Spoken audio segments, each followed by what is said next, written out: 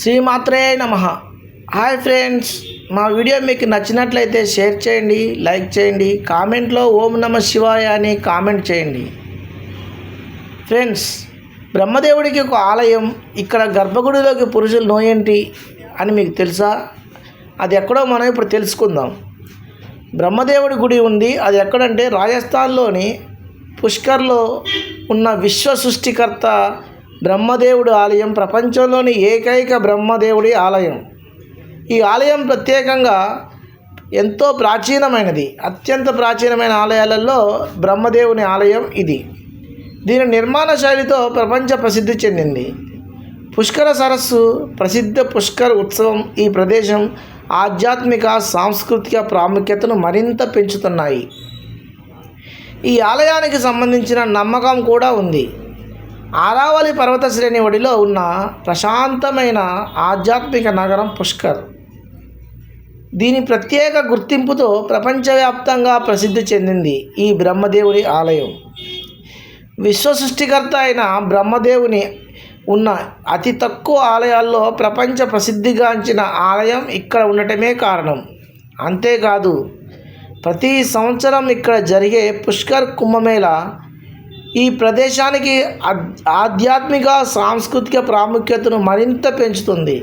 ఈ ఆలయం భక్తులకు విశ్వాస కేంద్రంగా మాత్రమే కాదు, నిర్మాణ శైలి, ఆధ్యాత్మిక సాంప్రదాయాలకు సజీవ ఉదాహరణగా కూడా ఉంది. ఈ అద్భుతమైన ప్రదేశం గురించి ఈరోజు తెలుసుకుందాం. బ్రహ్మదేవుడు అంటేనే తెలుసు మనకి, 4 ముఖాల కలవాడు బ్రహ్మదేవుడు. ఈ బ్రహ్మదేవుడికి భారతదేశంలో కాదు, భూప్రపంచంలోనే ఆలయాలు చాలా అరుదుగా కనిపిస్తాయి.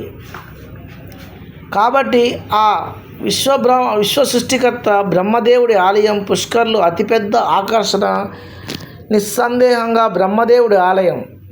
ఈ ఆలయం అత్యంత ప్రాచీన ఆలయం. బ్రహ్మదేవుడిని పూజించే ఆలయం చాలా ప్రత్యేకమైనది. పురాణాల ప్రకారం బ్రహ్మదేవుడు యజ్ఞం చేశాడు.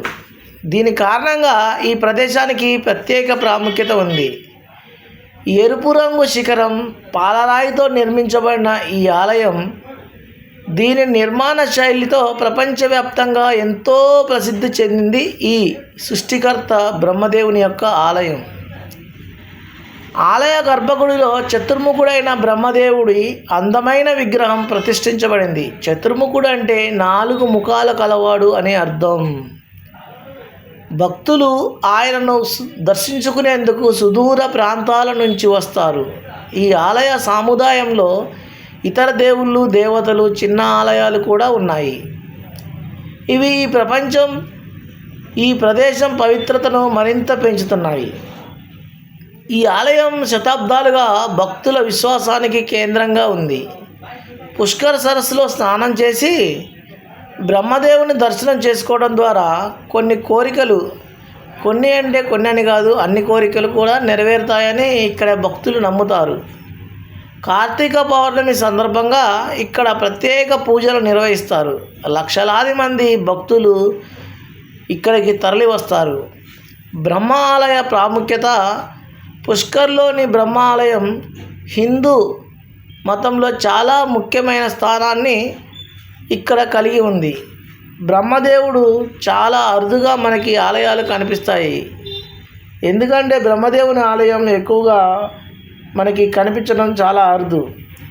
అలాగే యముడు ఆలయంలో కూడా కనిపించవు. కాబట్టి సృష్టిని సృష్టించేవాడు బ్రహ్మదేవుడు, అలాగే ఆ సృష్టిలోని జీవాలని తీసుకెళ్లేవాడు యముడు. ఈ ఇద్దరికి ఎందుకనో ఈ పురాణాల ప్రకారం గుడులు, దేవాలయాలు మనకి కనిపించవు. శతాబ్దంలో ఆది శంకరాచార్యులు పునర్నిర్మించాడు.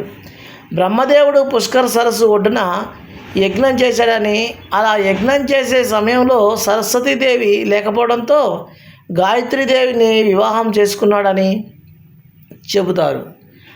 అదే సమయంలో అక్కడికి వచ్చిన సరస్వతీదేవి తన భర్త చేసిన పనికి కోపగించి బ్రహ్మదేవుడికి శాపం ఇచ్చిందట. అంతేకాదు, ఈ ఆలయంలోకి వివాహిత పురుషుడు వెళ్ళకూడదు, వెళితే దంపతుల మధ్య వివాదాలు నెలకొంటాయని ఎంతో నమ్మకం.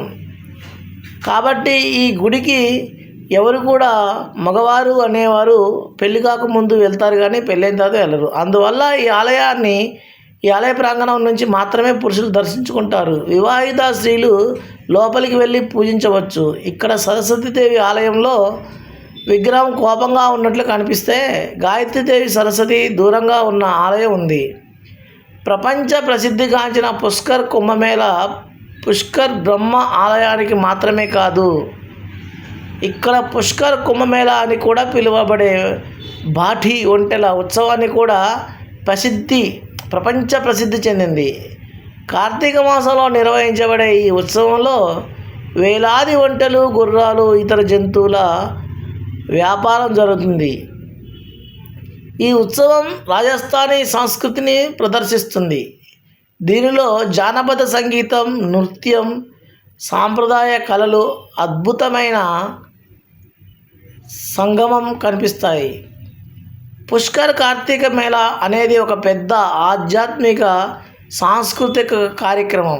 అందుకనే దీనిని కుంభమేళాతో పోల్చారు. ఈ సమయంలో లక్షలాది మంది భక్తులు ఈ పుష్కర్ సరస్సు ఒడ్డున పవిత్ర స్నానాలు ఆచరిస్తారు. ఇలా ప్రపంచంలోనే అత్యంత ప్రాచీనమైన దేవాలయం ఈ బ్రహ్మదేవుని ఆలయం. పురుషులకి ప్రవేశం లేదు, వివాహిత పురుషులకి. కాబట్టి మీరు కూడా వెళ్ళి మీ యొక్క దంపతులలో భార్యని మాత్రమే వెళ్ళి పూజ చేసుకోమని మీరు అక్కడ దూరం నుంచి దండం పెట్టుకోండి. ఈ వీడియో మీకు నచ్చినట్లయితే ఓం నమః శివాయ అని కామెంట్ చేయండి. ఇంకా మరిన్ని వీడియోల కోసం మా బెల్ ఐకాన్ని యాక్టివేట్ చేసుకోండి.